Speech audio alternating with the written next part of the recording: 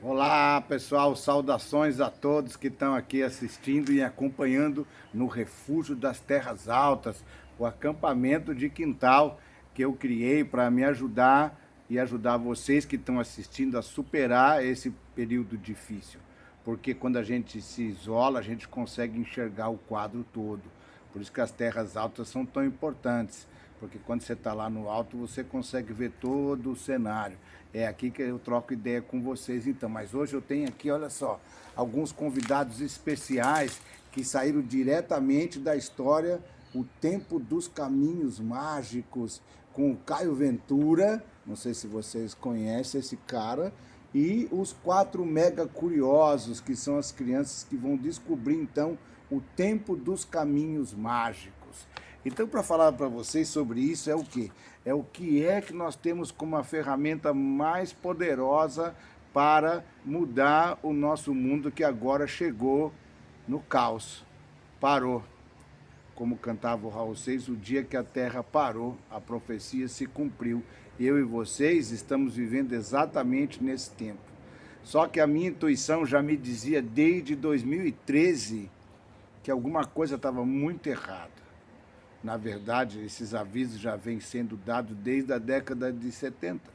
Como eu falei, desde a Revolução da Contracultura, em 68.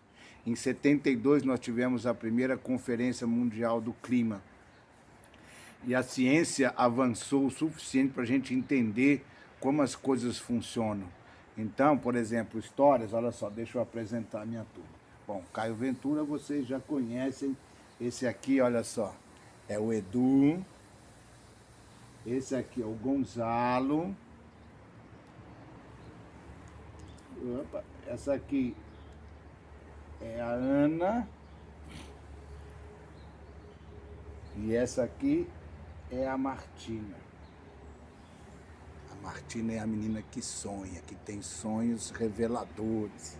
Olha só, então nessa história, as crianças vão receber intuições e vão descobrir coisas que precisam ser descobertas pela nossa civilização moderna que ficaram esquecidas.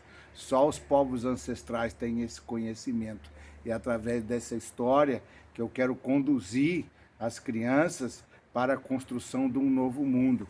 E ela chama o tempo dos caminhos mágicos porque foi de uma revelação que eu tive pensando um dia sobre isso, sobre a questão dos povos ancestrais terem caminhos a percorrer para ter o seu treinamento, como os aborígenes da Austrália, eles têm o walkabout, é a caminhada, onde os avós levam os netos para aprender a conversar com a natureza, aprender a reconhecer o espírito da natureza. E conversando com o professor Guarani aqui da aldeia próxima da minha casa, ele disse que aqui havia o caminho do Peabiru, coisa que eu nunca tinha ouvido falar. O que é caminho do Peabiru? Ele falou, é um caminho que liga Cusco, no Peru, até aqui, Florianópolis. Eu falei, como assim, cara, que existia um caminho e eu nunca ouvi falar? A maioria das pessoas nunca ouviu falar. Hoje, claro, já estou tão habituado que eu vejo já uma parcela muito pequena da população que conhece, mas a história surgiu aí.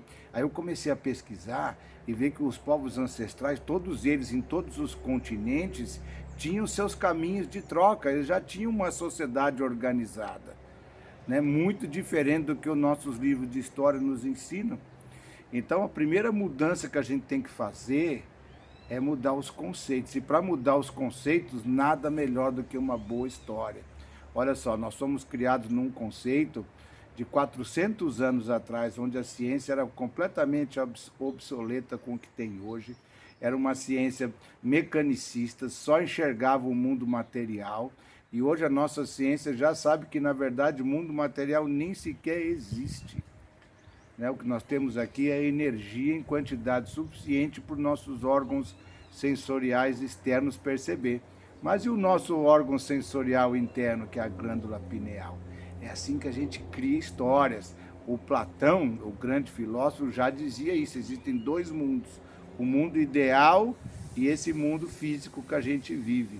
E as histórias, elas não são invençõezinhas, elas existem num outro plano. E elas existem para guiar a gente do mundo imperfeito que a gente vive para o mundo perfeito. Isso é coisa que a ciência mecanicista tem muito trabalho para assumir, mas já está começando a criar um bom chão entre cientistas de várias áreas, todas as áreas. Por exemplo, olha só essa revista aqui, né, sobre o cérebro. Diz aqui, ó, muito além da máquina perfeita. O cérebro é muito mais que uma máquina perfeita, muito mais. Isso eu vou falar em outros vídeos. A gente tem que aprender como captar esses personagens e essa história. Eu não criei, ela veio. Os personagens, eles surgem. Se alguém já teve a experiência de escrever, vai ver, eles vêm. Os cenários vêm, as coisas vêm. O grande José Saramago já dizia que ele não escrevia nada, ele só recebia. Assim como a gente vê os Beatles, os Stones, os grandes artistas sabem, os grandes cientistas, a nossa tabela periódica de química foi recebida num sonho, assim como a Martina tem, vocês vão ver quando a história sair. Mas então é isso, eu não fazia ideia de que esse colapso seria uma pandemia. Eu só sabia que uma hora ia colapsar. Então, desde 2013 que eu venho me preparando e depois eu vou mostrar para vocês outras coisas que eu já criei em cima disso. Mas um dos carros-chefes da educação para o novo mundo é a história, então, o tempo dos caminhos mágicos, quando o homem não precisava dessa parafernália toda para viver. Viviam em abundância, viviam bem, viviam trocando, não havia ricos, não havia pobres. E assim o mundo era um lugar bem melhor. Está no livro que eu já mostrei para vocês, o livro do Sapiens, onde ele mostra claramente que as ideias que a gente cresceu de desenvolvimento estão redondamente erradas. Mas é isso aí, espero que vocês tenham gostado de conhecer os personagens e até a próxima.